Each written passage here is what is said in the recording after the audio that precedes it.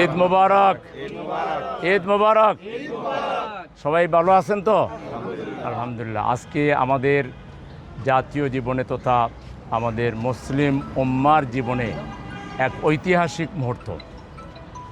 যুগ যুগ ধরে পৃথিবী সৃষ্টির ইতিহাস যত পুরাতন, এই কোরবানির ইতিহাসও তত পুরাতন। প্রথম নবী, প্রথম মানুষ, আমাদের পিতা হজরত আদম আলাইহিস সালাম থেকে শুরু করে শেষ নবী মুহাম্মদুর রাসূলুল্লাহ সাল্লাল্লাহু আলাইহি সাল্লাম পর্যন্ত প্রত্যেক নবীর সুন্নাত ছিল কোরবানি। এই কোরবানির মূল কথা হচ্ছে নিজের নফসের দাসত্ব পরিহার করে এক আল্লাহর দাসত্বের কাছে নিজেকে পেশ করা। মনে বলা হয় যে মনের পশু যেটা, সেই মনের পশুকে কোরবানি করা। আমরা যে পশু কোরবানি করি এটা হলো প্রতীকী কোরবানি। আসল কোরবানি হলো মনের পশুকে কোরবানি, নফসানিয়াতকে কোরবানি করা। নফসের কামনা বাসনা, নফসের দাস হওয়ার পরিবর্তে আল্লাহর দাস হওয়া। এই আনুগত্যের এই সিলসিলা আদম আলাইহিস সালাম থেকে শুরু করে শেষ নবী পর্যন্ত এইটা জারি ছিল এবং তার ধারাবাহিকতায় কিয়ামত পর্যন্ত এটা জারি থাকবে ইনশাআল্লাহ। বিশেষ করে সাইয়্যিদিনা ইব্রাহিম আলাইহিস সালামের কোরবানির ঘটনা বিশেষভাবে মুসলিম সমাজে তথা গোটা দুনিয়ার ইতিহাসে এক নজিরবিহীন, এক ইউনিক ঘটনা, তাৎপর্যপূর্ণ ঘটনা। ত্যাগের মহিমায়, বিশেষ করে ত্যাগ, কোরবানি এবং সমর্মিতার যে উদাহরণ, এইটা সাইয়্যিদিনা ইব্রাহিম আলাইহিস সালাম পেশ করেছিলেন।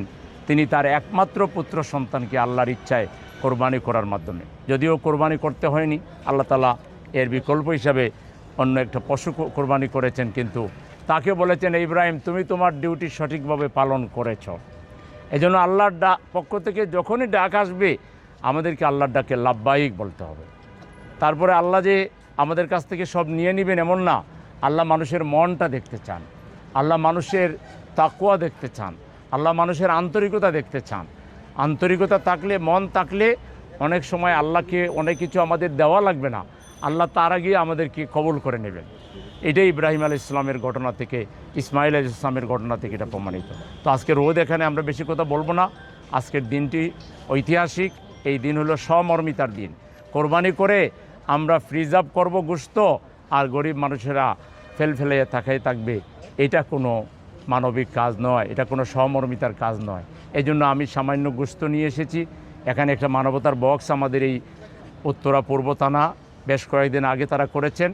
যারা ঈদের বাজার করবেন কিছু বাজার এখানে রেখে যাবেন। আজকে আমাদের এই উত্তর থানার পূর্ব থানার সভাপতি আহ্বান করেছেন যে মানুষ যেন কিছু গোশত নিয়ে আসে। আমিও কিছু গোশত নিয়ে আসছি। এখানে গরিব ভাই বোন যারা, তারা এখান থেকে গোশত নিয়ে যাবেন। এখানে কিছু ভাই আছেন আপনারা উপস্থিত নিয়ে যাবেন, পরেও যারা নেবেন তারা এখান থেকে নিয়ে যাবেন ইনশাল্লাহ। আমরা এক কথায় বলতে চাই, আমাদের এই নগরে, এই শহরে আমরা কেউ খাবো না, কেউ কোরবানি দিব আর গোশত প্রিজার্ভ করব, আর আমার গরিব ভাই বোনেরা তারা ফেলাই থাকাই থাকবে, এটা হইতে পারে না। ইনসাফ কায়েম করতে হবে। ইসলামের মূল কথা হল ইনসাফ, ন্যায় বিচার। সমাজে যাদের নাই তাদের পাশে যাদের আছে তাদেরকে দাঁড়াতে হবে। সবাই মিলেই সমাজ ভাই। শুধু নিজে খাইলেন পেট পুরে আর অসহায় বনি আদম ক্ষুধার তাড়নায় ঈদের দিন পর্যন্ত তারা উপোস থাকলো, এইটা তো কোনো মানবিকতা হইতে পারে না। আমরা একটা মানবিক সমাজ চাই, আমরা একটা ইনসাফপূর্ণ সমাজ চাই। বাংলাদেশ জামাত ইসলামী সেই ইনসাফের সমাজ কায়েমের লক্ষ্যে নিরন্তর কাজ করে যাচ্ছে। আজকে এই ঢাকা শহরে কমপক্ষে 5 শতাধিক কোরবানির গরু কোরবানি করা হবে এবং এগুলো গরিবদের মধ্যে বন্টন করে দেওয়া হবে ইনশাআল্লাহ। আরও 5 শতাধিক গরুর সমান গোশত আমরা আশা করছি বিভিন্ন বাগা মানুষ দিবে, এইটা আমরা গরিবদের মধ্যে বিলিয়ে দেব। আমরা চেষ্টা করব যতটা পারা যায়, যারা কোরবানি দিবেন না তাদের পাশে দাঁড়িয়ে আমরা ঈদের আনন্দ ভাগাভাগি করে নিতে চাই। আমরা সবাই মিলে ঈদ করতে চাই। আমাদের এই সামান্য আয়োজন আল্লাহ যেন কবুল করেন। এই আয়োজনে যারা আয়োজন করেছেন আর যারা এসেছেন সবার জন্য মহান আল্লাহর কাছে উত্তম জাযা কামনা করে সবার সুন্দর জীবন, সফল জীবন এবং একটা শান্তিপূর্ণ জীবন। আমাদের এই ঢাকা শহর এটা শান্তিপূর্ণ শহর হবে, দুর্নীতি মুক্ত হবে, দুঃশাসন মুক্ত হবে, চাঁদাবাজ মুক্ত হবে, টেন্ডারবাজ মুক্ত হবে। এখানে কোনো কিশোর গ্যাং থাকবে না, এখানে কেউ কারো উপরে জোর জুলুম করবে না। আমরা সবাই মিলেমিশে চলব, এরকম একটা সমাজের প্রত্যাশায় আমরা নগরবাসীকে আহ্বান জানাচ্ছি।